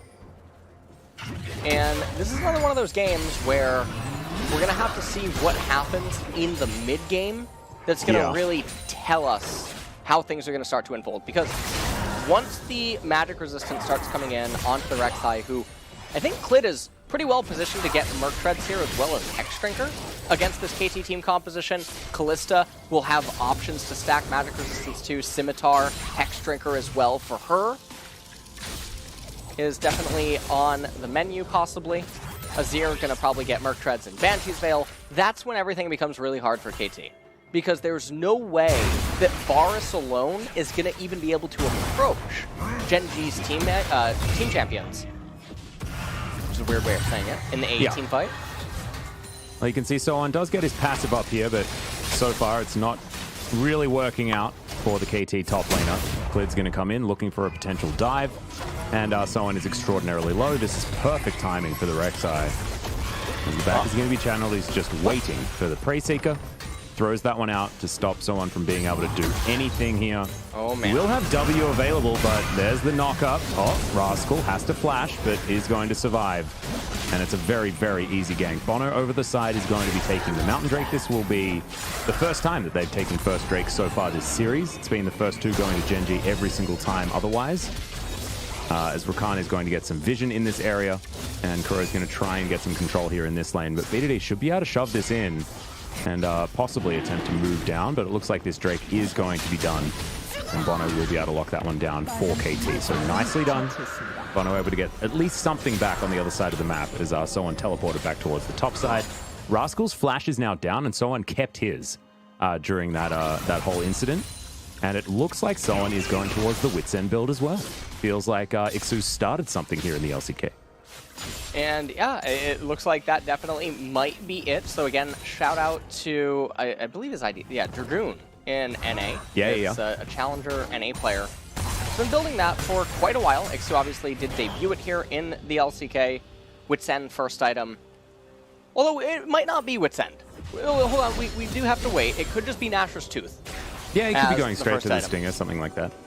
But I wouldn't mind seeing the Wits End, especially up against the magic damage that Ornn is going to be dealing. Not going to help him out so much if he gets ganked by the Rek'Sai, but otherwise not too much of a big deal as Clid is towards the bottom side taking this Rift Scuttler as we have a look at this gank once again. It was pretty elementary, to be honest, by Clid and Rascal, as Rascal didn't really want to take that turret shot, but eventually they are able to lock this one down. And despite the fact that Rascal picked up turret aggro, he wasn't too worried about it. And well, Someone down, or up here, I should say, in top lane. Had a bit of a CS deficit, also XP deficit. Yeah. And Ornn wants to just really fight to get Mordekaiser to that about 700 HP threshold, and then he could do the Ornn combo, assuming that Someone does not have any of his W shield available. And you have to do it a little bit differently against Mord. You send out the Q, cast the R, and then W immediately so that he can't respond with Death Realm, so that you're CC invulnerable. Then you try to land the remainder of the combo. So it's sequenced a bit differently against Mord, but still a pretty easy lethal to hit if you do know about it. Yeah, and you imagine that Rascal, pretty practiced on this Ornn, should be able to lock that one down. So let's see how Someone's going to play this one out. At the moment, keeping his health bar pretty comfy, as Bono's going to look to start off Shelly, and KT just going to rotate all their members around towards this one. But a difference this time, as we've got also Gen G rotating their bottom lane in. Good double bomb is going to land there as Clid getting taken down very low. We'll have to go underground to try and regen some of that health. As Someone not going to quite find the obliterate there onto Rascal, just trying to get him out of position. Aiming, taking a fair bit of damage there, but the Ornn is going to come through. Double, triple knocker for the Ornn, as now Rascal's trying to get in amongst it. Tucson's going to be taken down very, very early, as now in goes BDD, but misses the ulti. Gets a few flashes out for it. The KT only lose their support and Shelly in that trade in the end. That could have been worse. So this absolutely could have been worse. And what I wanted to say right at the very start of this is it reminds me of a tweet I believe Fnatic Selfmade made about a week ago. So you pick the scaling team composition, the one that's pretty weak early game, and then you rotate for Herald at 8 minutes. Absolutely fantastic. As Gen G, they find themselves with a free Herald capture. Their champions are much stronger early than their opponents. There's so much value. Mordekaiser's not going to be able to get a reliable Death Realm in this early team fight, even if it ends up transpiring. And now, KT, they set themselves up for a really rough opening, and that's very problematic as we move into the middle stage of the game. Yeah, we're going to have a look at this fight once again, have a look at how many flashes BDD managed to get with his Emperor's Divide, as the triple knockup was brilliant from Rascal off to the side there. Ruler grabbing himself a kill as, yeah, double flash as BDD does manage to get them out of the carries of KT. So now as this game continues and as Shelly is going to be adding more pressure, there's going to be less summoner spells to keep KT safe as well. So sometimes when you're talking about an ulti like that, you're saying, oh, he missed, but no. He managed to get 2 flashes from that, definitely worth. And at this point, KT, they're just going to probably go back to looking to wave clear endlessly. Infernal Dragon should go the way of Gen G, the way that everything is currently panning out. Ornn does have the teleport available. Yep. And we'll see what he can do with it. So Ornn doesn't have that teleport available, but he wants to make sure that he's not in range to get Death Realmed. And it looks like Someone has wrestled back some control of this lane. You can see has brought his minion disadvantage back into touching distance. Kuro is able to get some control of this lane as well, as his lost chapter has been completed and might even be able to get a turret plate here. As, yeah, that should go down, and he picks up the money there for it also before he goes back home to complete possibly his first item. We'll see how close to the Super Soaker he is going to be, as Aiming and Tucson shove out this wave bottom side. So a bit of a reset comes in for Gen G, and KT with a bit of breathing room are able to get back within touching distance of the goal. About 900 is the situation right here, as Bellow's Breath is going to deny the Death's Grasp. And so on is still very happy up here on the top side. But here we go. Gen G going to be grabbing their first Drake of the game. It's going to be an Infernal with a Cloud Soul also to be coming up afterwards. Earth, Wind, and Fire, of course, does have to ring true as that is going to be consumed. And thankfully, the double Caster Curse comes through, and we get back-to-back Ocean Drakes for our souls. Alice, I had the script, so I had to voice that out really quick before it ended. I apologize. She didn't mail it to you. Yeah, Totally no, fine. I never get it. I never get it. It's reserved for LSs only. There we go. Yeah. You gotta get a fax machine. Oh, I do. Where Do you is ever my remember fax using those? machine? Yeah, I do. Oh my, those were ancient. Oh, they certainly were. Yeah. And they also made real funny noises, and their paper was weird. That's true, yeah. That was something. So my dad actually worked from home for most of my childhood. And so he'd have a fax machine in his home office that he had in our front yard. It was actually pretty cool. Sort of built himself an office. He didn't want to drive to work or have to travel or anything like that. And so he's like, oh, I'm just going to make my own business so that I can work at home. And look, it worked out well. Allowed me to check out fax machines. Fantastic. Well, there's a little bit of a boomer conversation for you guys. Is that all right? in the Perfect. collective. Yeah. That was. Thank you. Thank you for that. That was. You're welcome. You're welcome. Much needed. I'm so grateful that you shared that with us. Yep. There's a few people in chat that also remember what a fax machine is, so shout out to you guys. We can all be boomers together. Absolutely fantastic times. Let's have another conversation about VHS soon. As I guess, people have been watching Stranger Things and stuff like that, and they're like, oh, now I know what a VHS is. A floppy disk. Oh my god, don't yes. even know. Let's not even show them the Walkman. Oh no. You remember the really big floppy disks as well, back from some of the earliest computers? They were super weird. I never knew what they were called. Because they can't be just a regular floppy disk because they were giant. Yeah. Very, very strange. It's anyway, really weird. I'm not gonna go into that one as we are in a lull state, guys. That's why we're talking about floppy disks and VHS because right now it's not a whole lot more is going on. 2.5 And minutes. was the Nash's 2 as the first rush here for so on. So you were correct, not going for the Wits End build this time around, and I guess isn't too worried about the magic damage coming out of an Ornn, and can instead just build towards these core items. I'm hoping to see something like Rylai's and the Liandry's to come in next here. The So-On has a decent double bomb there, lands onto Clid, and the poke damage out from the Zillion could actually be relevant as we move towards our first Ocean Soul of the game. Sorry, Ocean Drake of the game.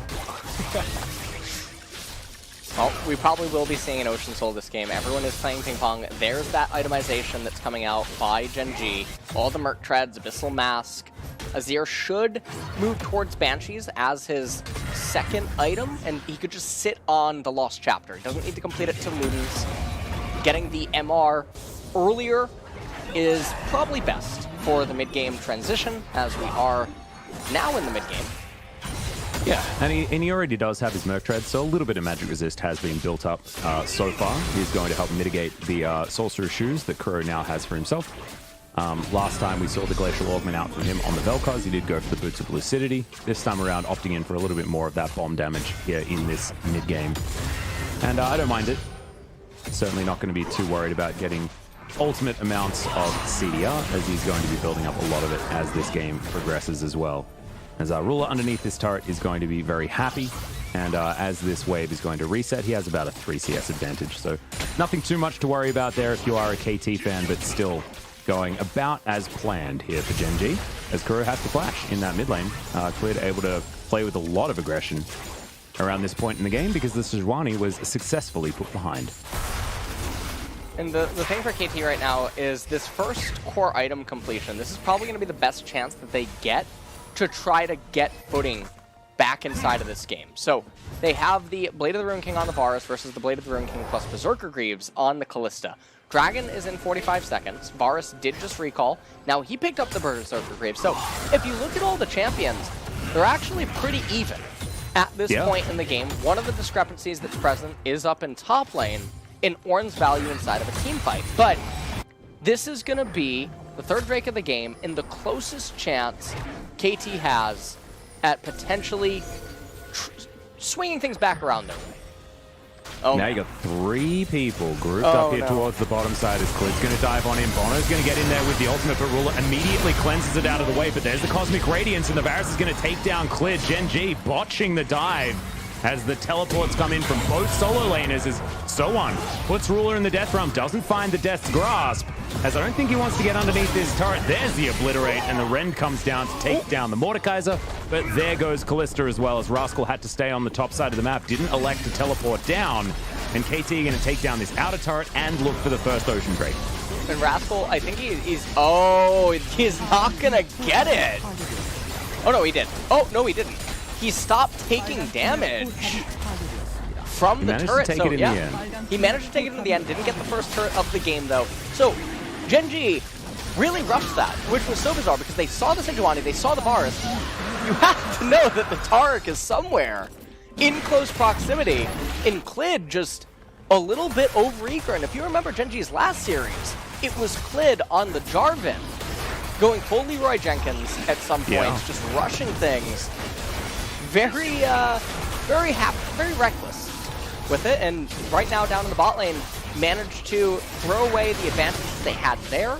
Also lost the Dragon. However, it didn't come at a cost. I mean, KT did have to expend some resources to do it. They lost mid-tier 1, top tier 1. They lost a lot of CS as well. So we take a replay of it. And they had to know the Taric was coming. I assume that a Tremor Sense went off, so I don't know what ended up happening there. They just went immediately. It was very bizarre. And you know what they're thinking. Let's just delete Varus right now, crash another wave, put him really far behind, and then get Dragon for free. And like you were saying, the Ren did manage to come out and sort of stood his ground. Yeah, he did a little bit. Took a turret shot there as well, which is absolutely not what you want to be doing. But not going to be too much of an issue. A little bit of a scuffle here towards the top side of the map as we see a slight gold advantage for Gen G, but the Drakes are going in favor of KT. So we're going to need to see whether KT can win some subsequent team fights and see whether Sowan can, next time around, you know, take Ruler out of a team fight and actually make sure that he's able to win that 1v1 also. Because as this game goes on, if the Mordekaiser can't do that, then that relevance is going to dissipate. And with both VDD and Ruler existing, that becomes a little bit more of an issue. As we have a look at a replay of what happened while we were in our previous replay, it was Rascal teleporting in to try and take down KT's bottom lane, but it looks like they weren't actually able to do too much as the disengage does come down in the end. They were able to disengage. And again, these early skirmishes at this phase of the game, it's going to be pretty good for KT. This is where there isn't enough time yet for base resistances and scaling to come in. And so it sort of helps the Zilean, Sejuani, and the Mordekaiser as the game does currently stand. And only 1,500 gold advantage. The Infernal will outscale the Mountain as the game continues to go on. But we do still have to wait as Oblivion Orb is picked up on the Azir. Now he doesn't have Sork Pen boots, so that is it's a bit bewildering. And the reason that I say that is because we have a lull state on our hands. There is a Mountain Drake on the enemy team, so if you take a look at some of their resistances, if you want to get some sort of penetration, Void Staff would probably be better, but Grievous Wounds in the later stages affects the Zilean ultimate, affects the Taric, and even the Mordekaiser to a little bit, but I don't know why Banshees or Void isn't a more important thought for him here. Well, Death Realm comes out here as Rascal's fighting against Sowan. Good knock-up to come in, and he can't even press W. It feels like Rascal should still be falling here as aiming's going to come down. And Gen G have started off the Baron as Rascal's just wasting their time. Chains of Corruption come in. Bono's going to get down here. Cue the yakety sacks, everyone, as there's the splash. Amy's going to be able to lock that one down as Bono's looking for life, but you can see this Baron is looking to try and kill Clid as the quickness is not going to do anything. Bono in the pit, not able to take the Baron. However, that was a 50-50 and certainly not a Gen G-esque play. Still able to lock down the Baron, so they're going to take that advantage. And so Clid ends up winning that smite fight there, but like you were saying just now, that's not a Gen G-esque play. If they lose this Baron, they will lose their red side jungle. They're going to lose the next Ocean Dragon, for sure, which then brings the game to Soul Point. They would then lose the mid-tier 1 and top-tier 1 turret. It would be a massive gold swing. And so you have to wonder, why are they doing stuff like this? Because it's not like them. It's very out of character for how they've been. This whole split, Rascal kills Mordekaiser down here in this fight. Aiming, coming down, lots of emote spam going on. And then if you take a look at this, there is a way for Rascal to live, but I actually like the fact that he doesn't flash away. Aiming flashes after him, and this means that Rascal's now going to have his flash. 3초 3초 바로 치자. 얘 Nice. 여거 한 2000 정도 내가 마크 해줄게. 그냥 오케이 공 봐줄게. 몸 약간 필요하고. 바로스 누구? 할만도 한데? So now Lily loses tanking. 오케이, 바로스 노펠, 바로스 노펠. Yes, he was. 일단 2000대 갈게. Bars no 나 flash. 몸 좀만 해줘. 오케이. 오케이, 내가 할게, 내가 할게. 천천히. Someone tank for me. 하나 둘셋 때려 버려. 바로스 노펠, Back. Yeah. And then they kept saying Bars no flash again. So emotions are running high Yeah. on the side of Genji. Certainly a dicey play there, as we're going to get a second round of double bombs onto Rascal, as Bono and Kuro doing their very best to try and get him down to half health. But in the meantime, here in the mid lane, the Cosmic Radiance not enough there out of Tucson, as BDD has to go golden. It is going to be Soan locking him down, as it's a 1-for-1 trade as all is said and done. But you can see Rascal is back to work on this inner turret. He is an immovable object right now, as Kuro, once again, he's going to double bomb the Ornn. And it's going to take a lot of killing you. It's going to take a lot of bombs to blow that bridge you up can see right that Chris going to turn up, and should be Kuro falling down. Chronoship going to be available, as there's the Ornn. He does make himself come back alive, but are they going to be safe is going to be the question here. As Soan gets in there, Rascal should be falling as ruler. Now looking to turn this onto Tucson. But someone needs to try and actually kill Rascal, but finally he is able to go down as life goes golden right after that grand entrance, but he's not going to last too much longer. The trade is of supports right here, as Ruler still should be able to create enough distance to get out of here, as there is a potential teleport ward for Kuro to come back, but he decides that he doesn't actually want to opt into it, as it's going to be KT going for a more reserved teleport as they move towards this Ocean Drake to get themselves towards Ocean Soul. Yeah, and so Rascal does have teleport available, but it looks like KT are going to be the ones that capture this, and you have to really wonder what is going on here, because Genji are taking such high variant, or not high variance, but they're not erring on the side of caution. They're not just taking the... Look at the Ocean Drake on the minimap. It's up, it's available, they can take it, but they're diving the mid-tier 1, and BDD is going for a super play to do it. So they get Varus, BDD goes golden, Soan takes a little bit of a detour, smacks the Azir, and then down here in bottom, Rascal and Clid, they're saying to themselves, yeah, we really need 250 gold split up between each other in order to win this game, rather than just getting the Ocean Drake.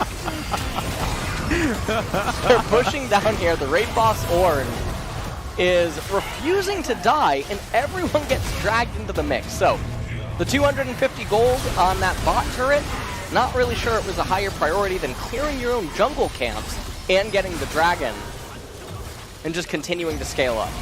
Yeah, it was very perplexing, to use one of your favorite words.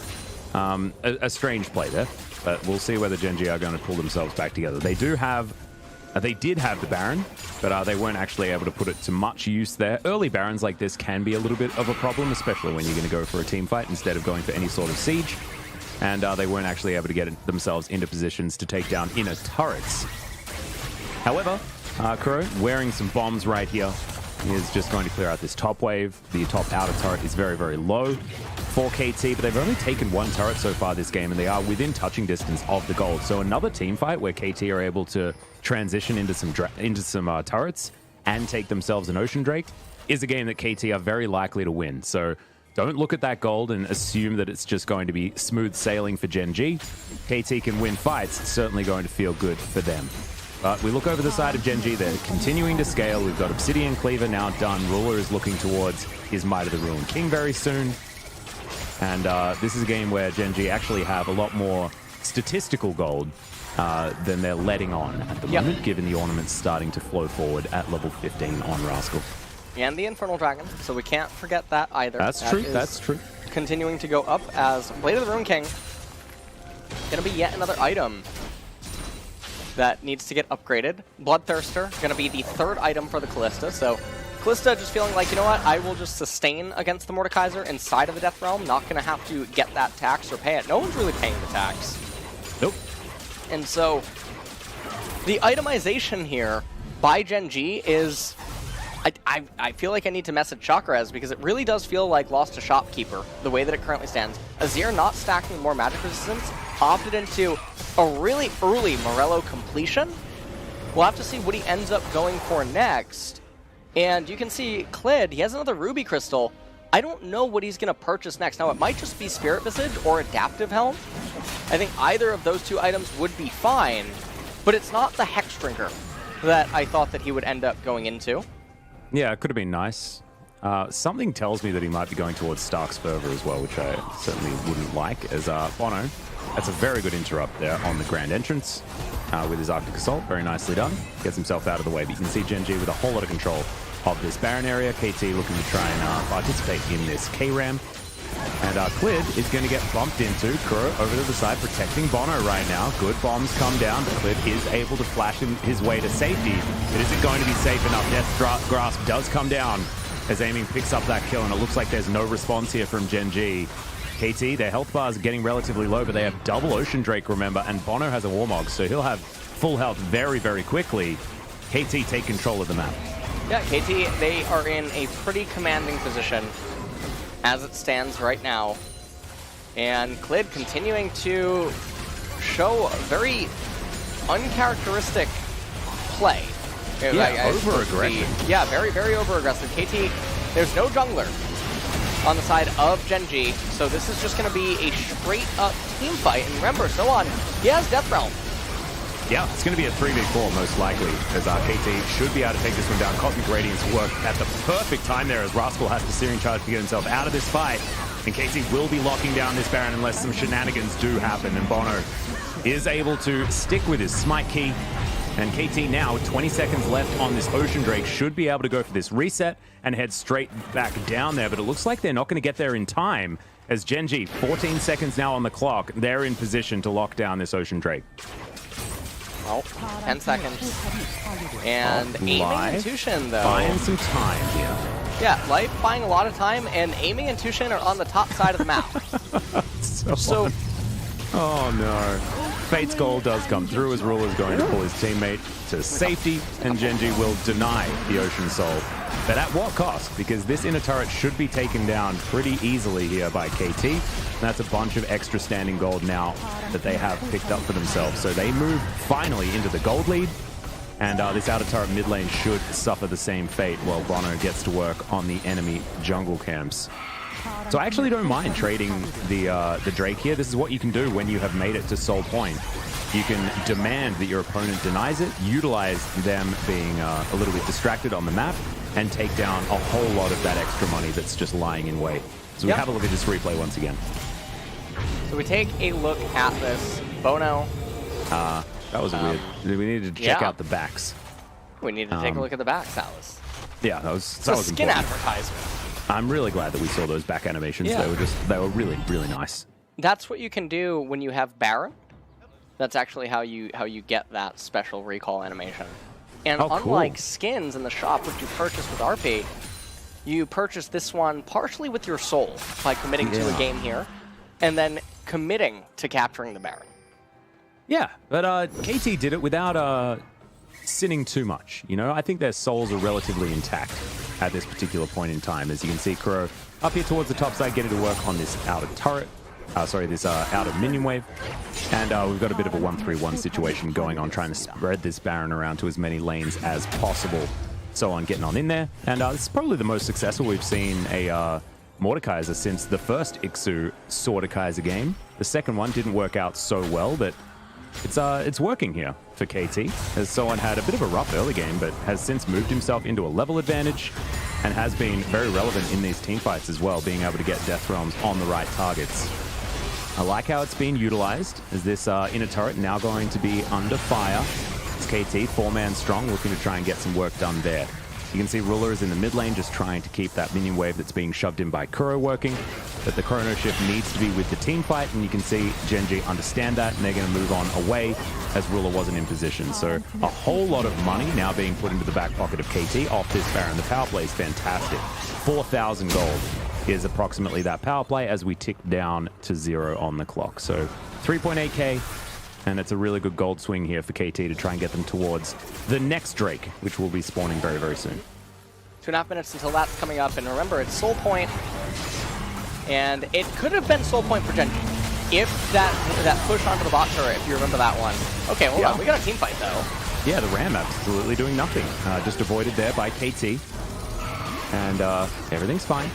Piercing arrows, not exactly doing the same damage as a lethality Varus would, but still trying to offer some of the poke here as the slow's coming forward. That's a great Bellows Breath to avoid the CC from Rascal.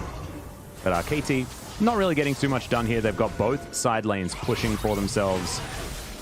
And now looking to get into the enemy jungle, steal things away. Ruler over to the side, does find himself a blue buff that is unattended, and will be able to lock that one down for Gen G. So a good little advantage there, as Kuro would have liked to be able to pick that one up, and it feels like KT did have control of the enemy jungle at that point in time.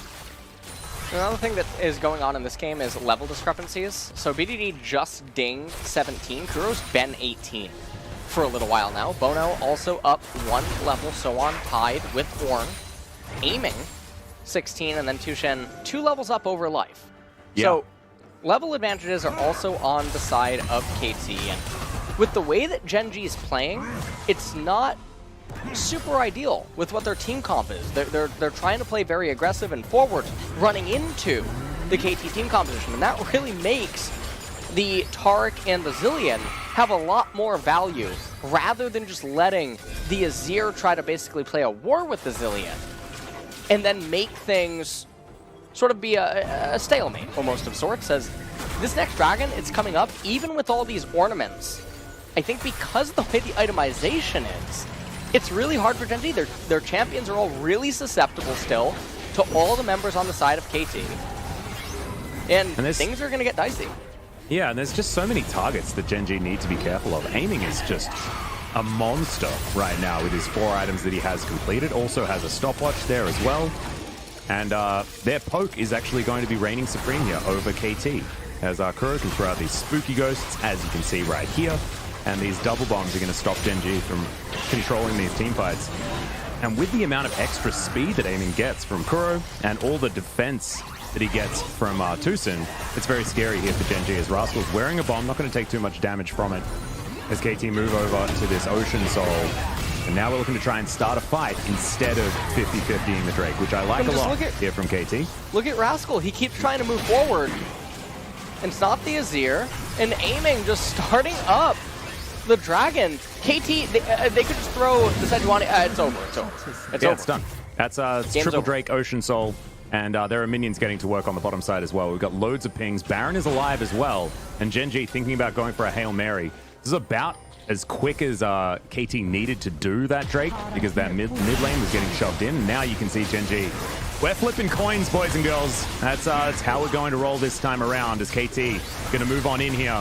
Life with flanking position, but Kuro knows exactly what's going on here. And the poke is coming in. The Baron doing some work here for KT as well. And KT is so happy to go for these sort of stalemate situations, as now the engage comes in. Emperor's Divide onto 4 members, as it is going to be the Azir taking that first kill, but Cosmic Radiance does do a lot of work. Somehow, Gen G have found the miracle team fight. The Baron is still alive, so is Kuro, but he's not able to get anything else done. The Chrono Shift did nothing, and Gen G just wiped the floor with KT. A miracle team fight against the Ocean Soul. And Kuro needs to somehow stop these minions at all costs, because they are going for the end.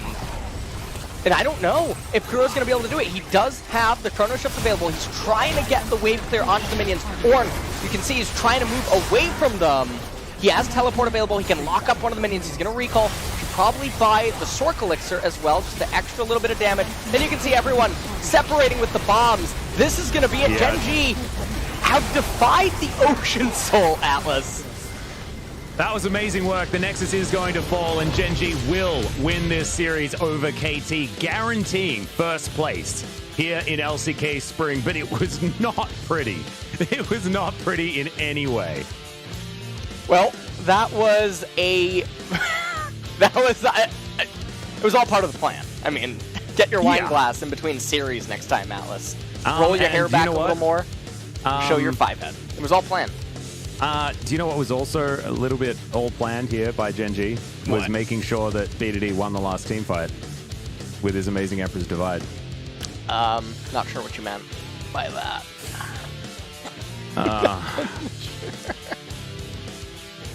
I don't know, man. It's going to be pretty hard to not give player of the game to BDD. Trying to think if there's a way for me to shill. Shill for Jovi. Can't give it to Rascal, can't give it to Clid. Can't give it to Ruler either. Yeah. Do you give it to Life? Yeah, no, I don't think so. I can't do it. I think there was one player for there was one player for Genji that was pretty consistent throughout this whole series, and it was 100% BDD. And so we're looking to see whether Chovy can get back-to-back player of the games in their last match, which will be the final one of the season, up against APK coming up tomorrow as our second match of the day. So look forward to that one to see whether our shilling will commence. And no, I do not mean the coin from England. I mean us being shills. Watch APK win game 1, we still vote for Chovy. Yeah. It's like Chovy hard carries, and then somehow Ixu just like wins the game for them. I don't know how, with an Alawi ultimate or something like that. And then somehow it just goes over to BDD. Could potentially happen. In fact, APK could potentially win that game. They are certainly playing much better than they did in round 1, and Hybrid is very, very scary up against a Deft that hasn't been performing to his world-class level that we expect from him. So that's an exciting match. However, we still have 2 more matches coming up today, and our next one, T1 versus Afrika, is going to be interesting because now T1 know that they're not going to be able to make it to first place, but what they need to do is prove to us and their fans that they are going to be a contender to that first slot, because they have not been having the T1 clean performances that we've come to expect out of them. Yep. And so basically it's going to be on seeding now for DRX and T1. That's what both of them are fighting for. Yeah. And this is just highlights inside of this game. Things started off so well for Genji, but the thing is that tonight's series was... It didn't resemble them throughout the split, right? And this has been something that's been happening a little bit the last couple of weeks, where their play is sort of like a roller coaster. Sometimes they are just off-kilter and wanting to do things a little bit too quick, a little bit too recklessly. This Baron really captures the essence of that, because that was a coin flip in the purest form. Oh yeah. This game, this was BDD again, and you just think about it, and you don't expect this type of stuff. They do end up killing aiming. BDD does take too many turret shots. Yeah, cut the video. Don't even show the video. You don't put that in the highlight. Because Rascal is pretty unkillable. I think it's possible that Rascal's going to pick up back-to-back player of the games for this one as well. I certainly voted for BDD. I thought that the main team fight that Genji needed to win was the final one around the Baron. Yes. And so... honestly, it was his 4-man Emperor's Divide that really put the nails in this game. Yeah, he had a hero play yet again. He's done that very often on Azir in this series, or in this split. So, if you remember, this was Clid getting caught out for no reason whatsoever. Blowing his flash, almost gets sent into the Death Realm, so not even accounting for the Mordekaiser, ends up being saved.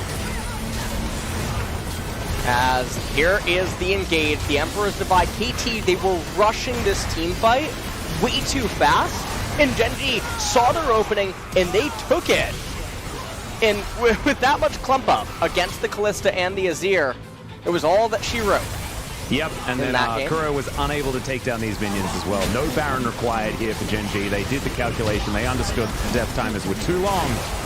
And they were able just to rush this Nexus before Kuro was even able to be killed. Atlas, just before the Baron fight... Oh, hold on. Ruler's perspective.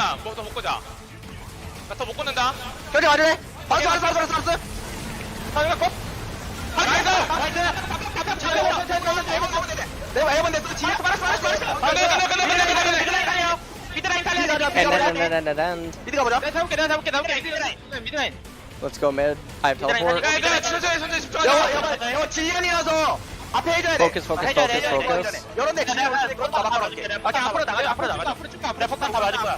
이거 폭탄 Let's go forward. Let's go forward. 폭탄 맞으면 안 된다. 뒷결로. 그 Yeah, 미녀네 keep 하는 the 거 bombs out of the minion wave. Is the other thing? 맞을게. 라인 클리어 안 된다. 이거 조심해. 나 이거 라인 클리어 올게. Line clear. All right, we can't let him clear the lane. 이거 타워. 오케이. 넘어줘. 내가 폭탄 걸고 폭탄 빠졌어. I love that. Everyone picking up bombs and taking them out of the minion wave. Please. Nice. And then a whole lot of thrown headsets as Genji are able to steal away this victory. Wow, that is a lot of on damage. Yeah. What the heck? He's just smacking on a Mordekaiser all game, I guess. Not bad at all. Fantastic play from BDD towards the end there, but I think that Rascal really did have a turnaround in the last 2 games. Of course, his on has always been good, but that was much better than what we were expecting, and especially in comparison to his performance on this particular champion against DRX in the match that they lost to put them a little bit off kilter. So might be good here for Genji as they move towards first place, and they will be waiting in the final for LCK Spring for one of the other teams, as it's looking like it is going to be Damwon versus KT to start things off, and then KT, the Telecom War, to come in next, KT versus T1, and then whoever wins there, well, I assumed that KT was going to win there, but Damwon certainly could potentially do it, but then DRX are going to be waiting, and then Genji waiting in the final. Yeah. And we'll see who ends up getting player of the game here, Atlas. Yeah. Bated breath to see whether Chovy's going to be vindicated or not. You know what would be like a betrayal is if we're the 2 votes that swing it. Yeah, exactly. It might actually be the case. It is going to be BDD. He's now made it to 1,200 points. He's 100 clear of Chovy. And we'll have to see just how many votes he got and see whether La Swinger is going to counter shill for this game. But first, we're going to check out some of his highlights. I think this one was a good one, although he died at the end. Hopefully, we cut the video. Cut the video. Cut the video, guys. Goes golden. Cut the video. Yeah, there we go. Cut the video. But this 4-man ultimate won them the game, and I think that was in and of itself worthy of the player of the game, as this was a team fight that Genji should never have won because they were against an Ocean Soul, and they're the ones that were taking a whole lot of damage from the Baron. So BDD moves up to 1,200 points. He is in the lead in first place by himself, as Aiming was unable to pick up anything in this series. If KT had have managed to win and then picked up back-to-back MVPs, then it would have been Aiming that would have been able to do that. But at 7 out of 9, there was no way La Swinger could have done anything about this one, as there were 2, Jonah Strong and one of the other observers with some random support votes.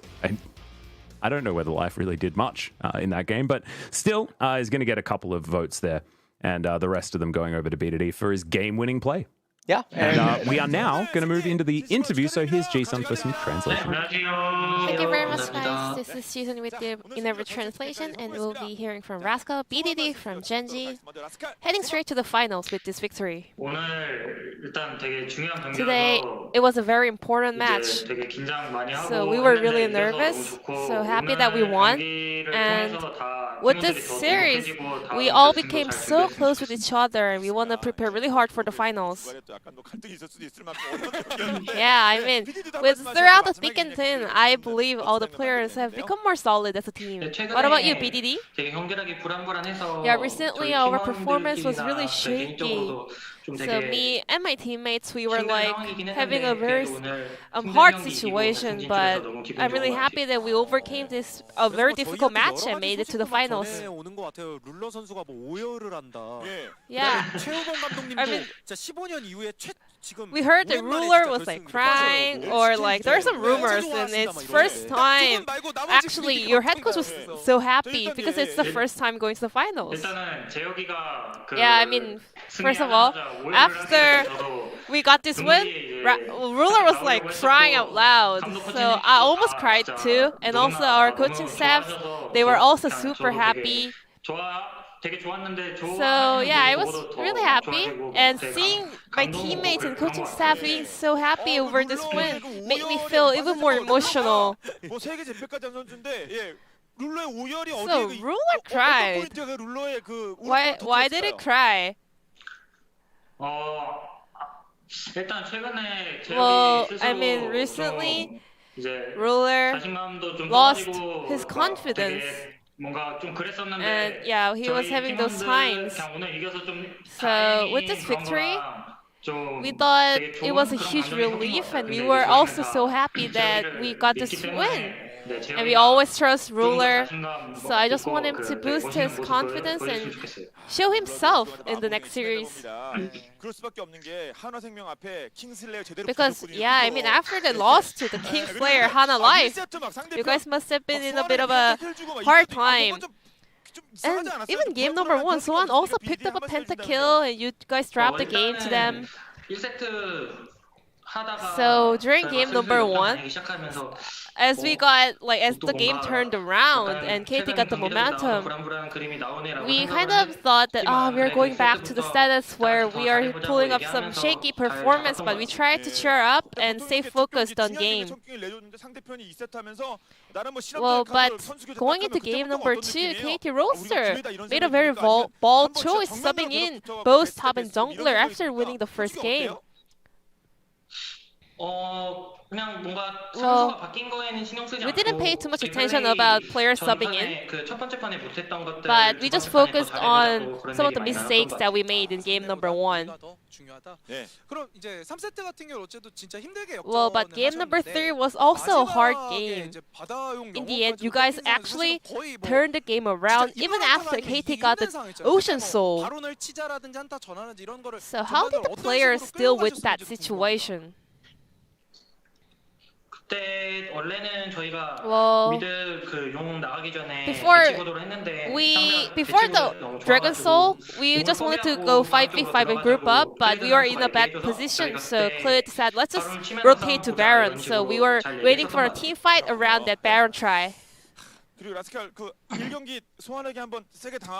yeah, Rascal, you had a hard time against Sohan in game number 1. I mean, Sohan on that chase was so powerful. And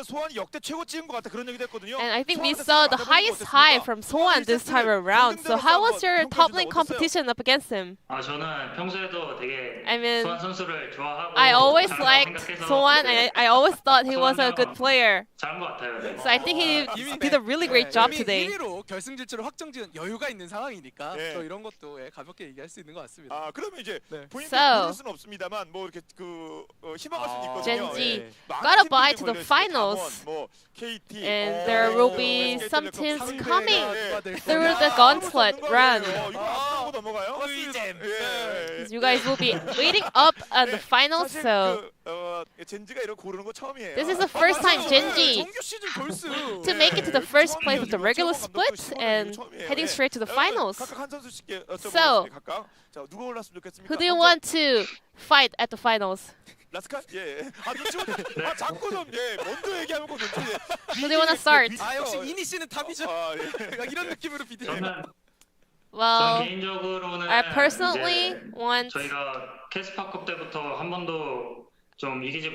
see the team that we haven't defeated so far since the Caspa Cup T1s, and we really want to take them down this time around. We never got a win against them, and I really think that they are a really strong team, so I want to face T1 at the finals. BDD, what about you?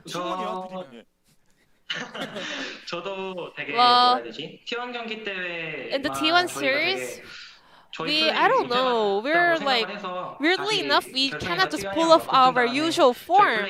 So I want to have a rematch with T1 and show what we got and take them down. So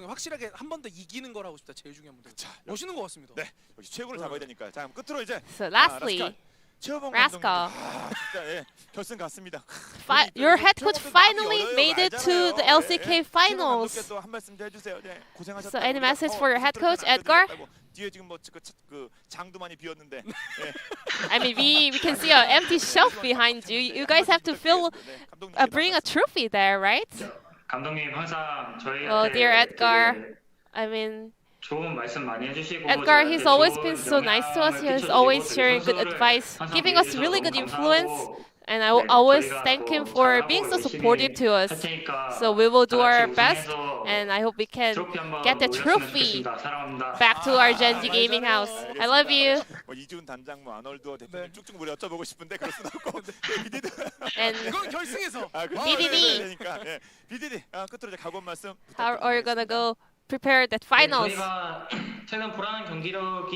Well, this days we were very shaky, but at the same time we did make it to the finals, and we have a lot of time to prepare. So we wanna work on all of our mistakes and come back stronger at the finals. This will be the end of the interview with Rascal, BDD from Genji, and I'm gonna pass it back to our casters. Thank you. Thank you very much, Ji-sun, for your interview translation as per usual, and congratulations for Genji on their first place clinch. I'm really glad that in the interview they were able to discuss how shaky